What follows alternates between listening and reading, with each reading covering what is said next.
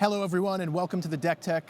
I'm Ian Duke, and joining me is Donald Smith from Team Lingering Souls. Now, Donald, you're kind of representing an interplanar horde of undead monstrosities. We've got zombies from Innistrad, we've got zombies from Amonkhet. You're playing actually the black-white version of the deck, which is pretty cool. A lot of people are on mono-black. Can you give us just a quick overview of what the deck is and why you brought it, and specifically why you added white to the deck this weekend? Yeah, so the deck is pretty simple, just a tribal creature deck. The Lords from the new expansion really just pushed it over the edge. Why are we playing it? There's a lot of creature decks, and we felt the white is giving us the edge versus decks like Marvel and non-creature strategies that mono black may struggle with. Makes a lot of sense. Let's jump right into the cards and see what this deck looks like, what makes it tick. So we've got a couple new zombie cards here from Amonkhet. Dread Wanderer, an efficient one-drop that can come back from the graveyard. Liliana's Masteries, both an Anthem and more zombies. And then, of course, Lord of the Accursed, the classic zombie lord, as it were. Anything special to tell the audience about these cards? Play 4 of the Lords. I don't know why people play 2, 0, whatever. These cards are what make the deck tick. If these didn't exist, the deck wouldn't exist. So just play 8 of these, please. And I'll just highlight actually that you're playing Liliana's Mastery rather than Liliana herself, the new Amonkhet, Liliana Death's Majesty. Yeah. Just seems like it gets on the board earlier, quicker board presence. The Anthem effect obviously matters a lot. Yeah, Liliana makes a 2/2. This makes basically 10 to 12 power. That's all you need to know. Sounds good to me for 5 mana. Let's take a look at what we have coming up next. So here are some of the white cards. Now, I'll highlight it's notable that you're playing white here. I believe most players who are playing zombies are playing mono black. Yeah. Tell us about what these white cards add to the deck. Yeah, so this is like most of the white cards in the deck. Basically, we found Relentless Dead was like mana intensive, kind of clunky, not even good in creature matchups. And Metallic Mimic, it's okay. It has weaknesses with its one-toughness. So these are the alternatives. This card gives you a lot of play. It feels like a removal spell. You can do a lot of cool shenanigans with Crypt Breaker, like Flash and Avacyn. Okay, Crypt Breaker, make a zombie, tap it. Glorybringer, same thing. This is just a house. It feels like Metallic Mimic in terms of damage racing, and it gives you reach. The deck lacks reach. It can't really push damage through, but like I love sending in Dread Wonders, bringing them back, and just draining you for 2.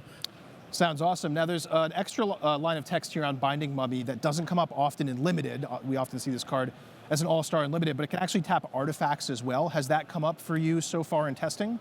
Yeah, I mean, it's just a clean answer to Heart of Karen. That's basically the only interaction, but it's very important.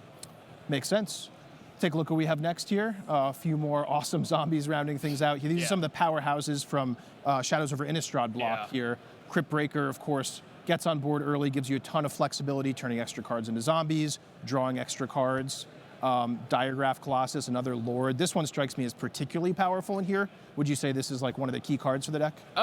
It's like 4th best. It's really the Dark Salvation. This card's insane. It's Path to Exile or like whatever 1 mana removal / Shriekmaw / Super Shriekmaw. It's insane. It's the best card in the deck. Also, why do people cut it? I don't know. Yeah, I saw some lists earlier in the season that were only playing like 2 copies, and I was like, wow, you know, if there's ever a deck for this card, it's definitely the all-in zombies deck. Yeah, so. This card is nuts. Love it. Did you have something to say about Diagraph Colossus also? Solid threat. It's a solid 2. It's a lightning rod, but it's just a great card. Helps take over the board in a long game.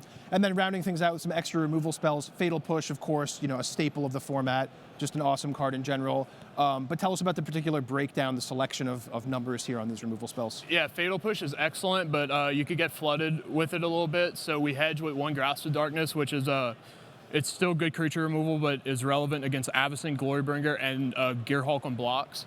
And then Anguish Unmaking is just great against Marvel. It could win. They miss a spin, you win the game if you have that in your hand. Yeah, it can take out the Marvel. It can also take out the Ulamog. Ulamog, right? Yeah, it's all relevant, and it feels better than like playing a bunch of Grasps of Darkness. This is so clean. Yeah, sounds awesome. I think coming up next, we have a look at the mana base here. So this is an area of contention, I gathered, you know, from your team's testing. Yeah, it's this Forsaken Sanctuary. It's hot topic. I'm on Team Forsaken, everyone else isn't. We have double white spells in the sideboard, and we're skimping on the white sources. So I felt we needed one extra white, but tapped land is actually a very big cost of the deck. That's why most people prefer mono black. And I like casting spells rather than not my teammates just say untapped land every time. Let's get lucky. But that's about it. Well, I have to say, I'm with you on that one. I played a lot of white-black zombies internally in our FFL, and I also found that you just wanted that one extra dual land source. And yeah, it's painful when it comes into play tapped, but what can you say? You got to do what you got to do, right? Yep. All right, and then rounding things out, I'm sure we got some basics here. 6-9 split, 6 seems like a lot of planes for a deck that's very heavy black. Do you ever get like double planes draws that are super awkward? They're awkward, but ultimately, like the only true double black card is Grasp to Darkness, and we still have 18 black sources. So consistently on turn 4, you'll be able to have like cast double spells with enough black sources. It increases mulligan a little bit, but again, we think the sideboard is worth it for double white spells. Well, that sounds awesome. Thanks so much, Donald. The deck looks great, and it looks like you're well positioned for the semi-mirror matches against the other mono-black decks. So I'm eager to see how that plays out over the weekend. Thanks again for joining us. Ian Duke signing off from Deck Tech.